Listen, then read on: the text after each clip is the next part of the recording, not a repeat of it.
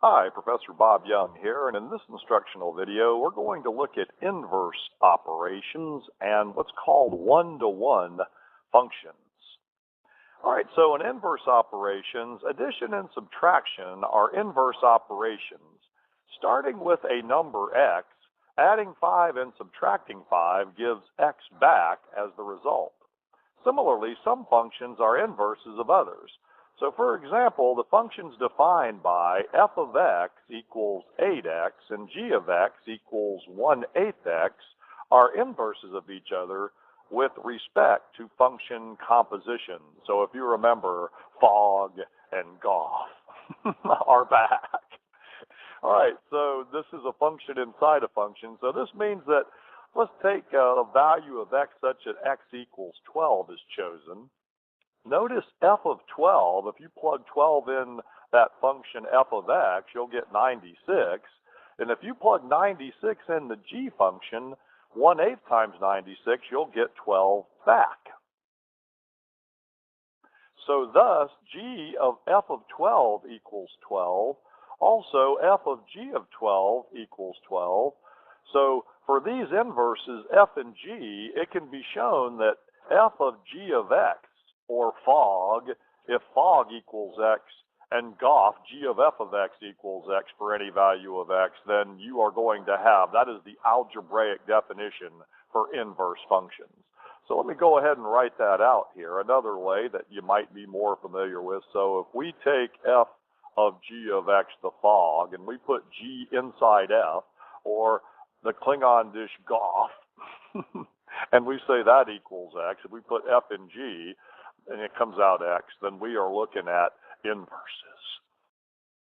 All right, next, let's look at what's called one-to-one functions. Suppose we define a function f, and we'll use some ordered pair formats here. So we'll take some points -2, 2, -1, 1, 0, 0, 1, 3, and the ordered pair 2, 5.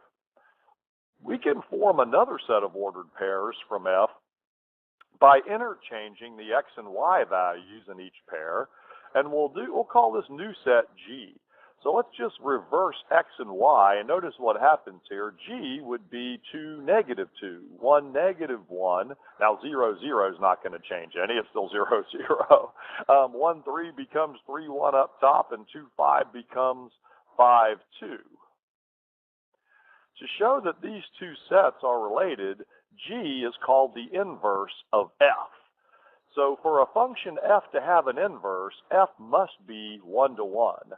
And in a 1-to-1 function, each x value corresponds to only one y value, and each y value corresponds to only one x value. Now remember that lady I told you about whose husband was cheating on her when we were defining functions? You know, the x's always differed, but the y's could cheat on the x's. So to be a function, in other words, we could take the ordered pair, let's say 1, 1, 2, 1, and 3, 1. And since the x value's difference here, I'll call this set of numbers h, that would certainly be a function because the x values differ. It would pass the vertical line test. But notice it would not be a 1-to-1 function because now all the y values must differ as well. There's no cheating here. This must be true love. All right, so let's look at some other things here. This function is not 1-to-1 because notice here, y value of 7 corresponds to two x values, 2 and 3. That is, the ordered pairs 2, 7 and 3, 7 both belong to the function. So not 1-to-1. Whereas this one is 1-to-1. Notice that each domain value has only one range value, and they are all different. So that will work. So in summary here, a function f is a 1-to-1 function if, for its elements a and b in the domain of f, a not equal to b implies f of a is not equal to f of b. Now, I know what some of you are saying here, Young, what the heck does that mean? And also, we can use the concept of what's called a contrapositive from the study of logic. I don't know if you all ever had any logic or not. And Mr. Spock would certainly love this from the old Star Trek. This would be logical. The last line in the preceding box is also equivalent to if f of a equals f of b implies a equals b. We can use this statement to decide whether a function f is one-to-one in our next example. So let's take a look at what some of this terminology means. So we're going to take a function here, decide whether it's one-to-one. F of x equals negative 4x plus 12. We must try to show that f of a equals f of b will lead to the result of a being equal to b. Now remember, to evaluate functions, f of a here, and we'll go ahead and take some colors and show this, is just taking a and substituting it in here wherever we see an x. So we're just taking some values here and substituting it in. So f of a would be negative 4a plus 12, given f of x is negative 4x plus 12.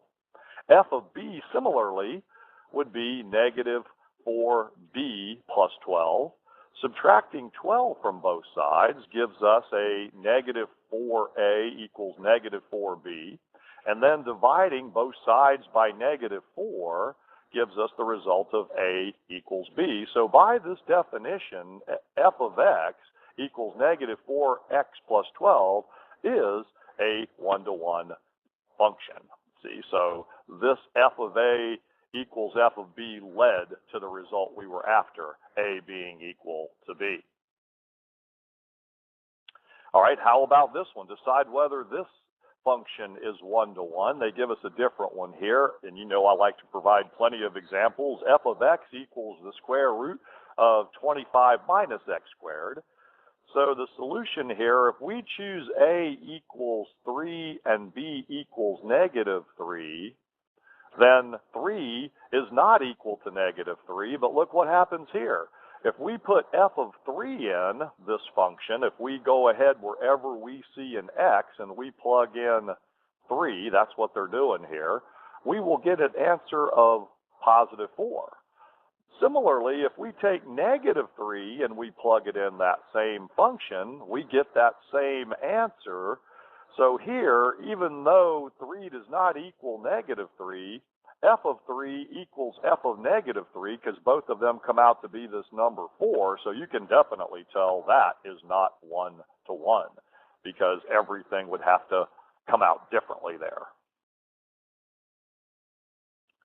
So we're going to get to what's called the horizontal line test. So as shown in example 1b there, a way to show that a function is not one-to-one is to produce a pair of different numbers that lead to the same function value. There is also a useful graphical test called the horizontal line test that tells whether or not a function is one-to-one. So if any horizontal line intersects the graph of a function in more than one point, the function is one-to-one. Now notice, in order to be a function, it must pass the vertical line test. So in order to be one-to-one, it must pass both vertical and horizontal line test for the x's and y's to all be different. So in example 1b there, the one we looked at, the graph of the function is a semicircle, and because there is at least one horizontal line that intersects the graph in more than one point, it is not one-to-one. All right, now let's look at some other things here.